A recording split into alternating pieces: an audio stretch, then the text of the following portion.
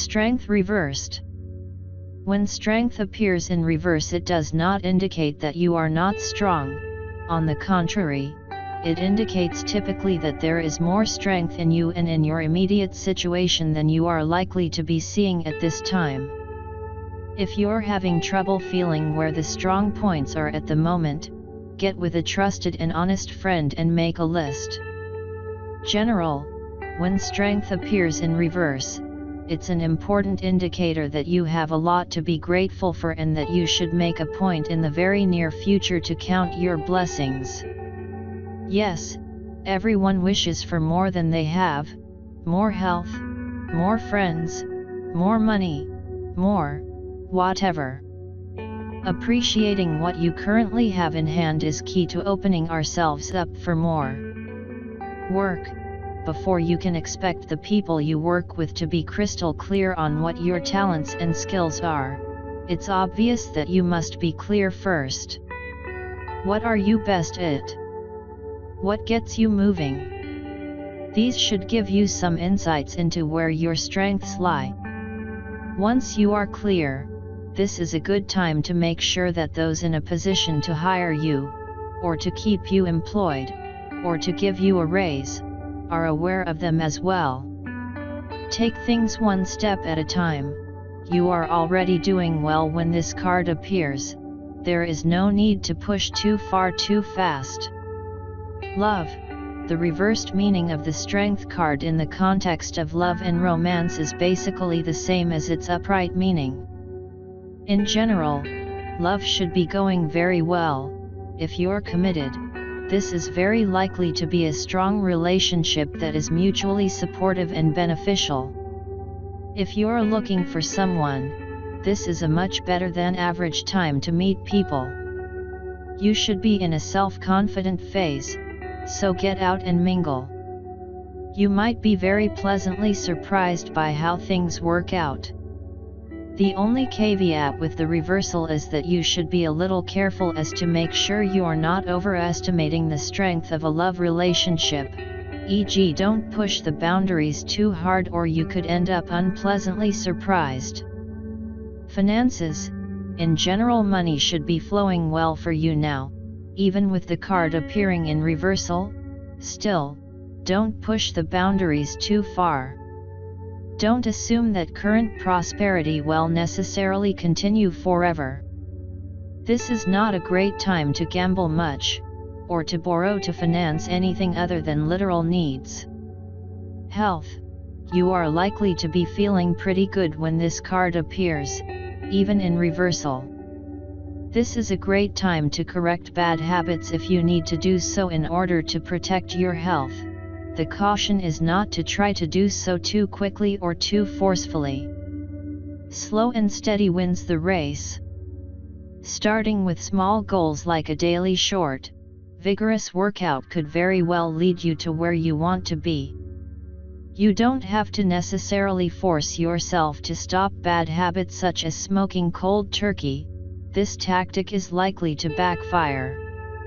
Spirituality.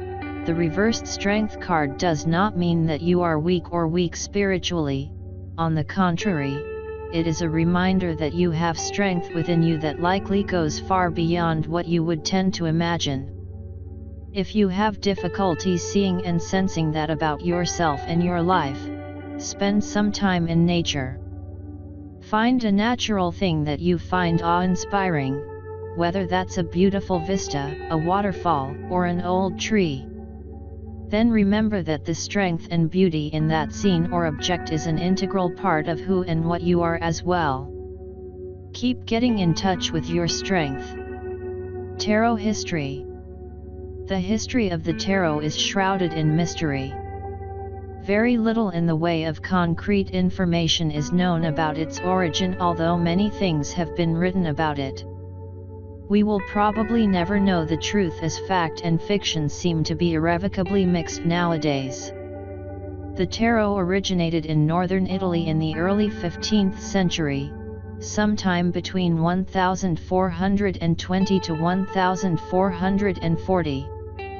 Despite the fact that it is often attributed to originating from China, Egypt, India, or Morocco to name just a few, there is absolutely no evidence that this is the case. Nor, as is often quoted, is there any evidence whatsoever that the tarot was brought to Europe by the Romanis. The name tarot is often attributed to being Egyptian, Hebrew, or Latin. This is not the case.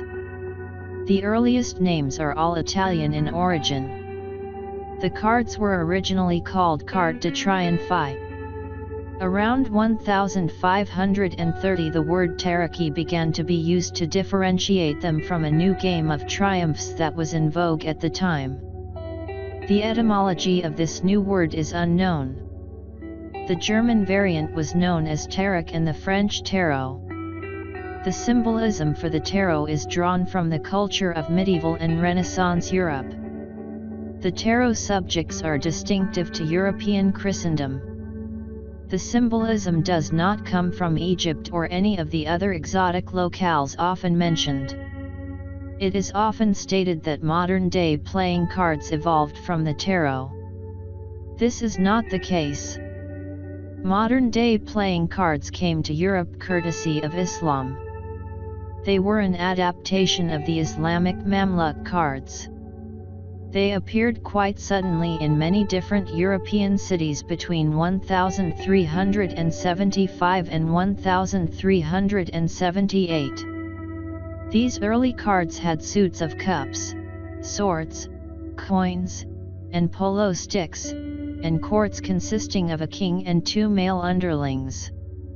The tarot adds the Fool, the trumps, and a set of queens to this system. Sometime before 1480, the French introduced cards with the now familiar suits of hearts, clubs, spades, and diamonds. The Joker is not original to either the early form of modern-day cards, or to the tarot, but instead originated in the USA around 1857 and was used as a wild card in poker as well as the highest trump in euchre. It is also often stated that the Catholic and Protestant churches outlawed the tarot and all who used it in an effort to stamp out so-called heretical teachings. This is not the case. The Inquisition documented what the Church considered as evidence of heresy in great detail. The tarot was not even mentioned. After the Reformation, less controversial images for the Pope and Papess were substituted by card makers as the Church had objected to the original images. It is often said that the tarot was not used as a divination tool prior to 1781. The tarot was used as early as the 16th century to compose poems describing personality characteristics. There is historical evidence that in one case at least these verses were presented as relating to the person's fate. In other words, divination. Divinatory meanings were assigned to the tarot in Bologna in the early 1700s, and this is the first unambiguous evidence of tarot divination. Ordinary playing cards were connected with divination as early as 1487. It is not unreasonable to think that the tarot was also. The tarot has often been attributed with being a pillar of Western esoterica occultism. This is certainly not the case. The first occult writers to discuss the tarot were Court de Gabellin and the Comte de Melot in 1781. The tarot was not mentioned in any occult work for the first 350 years of its existence. The terms Major Arcana, Minor Arcana, High Priestess, and Hierophant are anachronistic when referring to the older tarot decks. The historically appropriate terms are the Trumps and the Fool, the suit cards, Papess or Popess, and Pope. Likewise, Pentacles and Wands are relatively recent substitutions for the traditional suit names of coins and staves or batons. The original Italian titles of the cards were in some cases different from the later French titles that have become familiar to us through the Tarot de Marseille and its descendants. Also, the ordering of the trumps varied considerably in Italy where the cards originated. It is not known which ordering is the earliest one. Even the number of cards in the deck varied a great deal. So care should be used in making statements about the original meaning of the cards based on the familiar titles and ordering. Many believe that the Waite-Smith Tarot is the original, standard, or most authentic tarot deck in existence. This is absolutely untrue. The Waite-Smith/Rider-Waite deck was created in 1909. Not even 100 years ago, making it a relative newcomer in the almost 600-year history of the tarot. There is actually no definitive version of the tarot.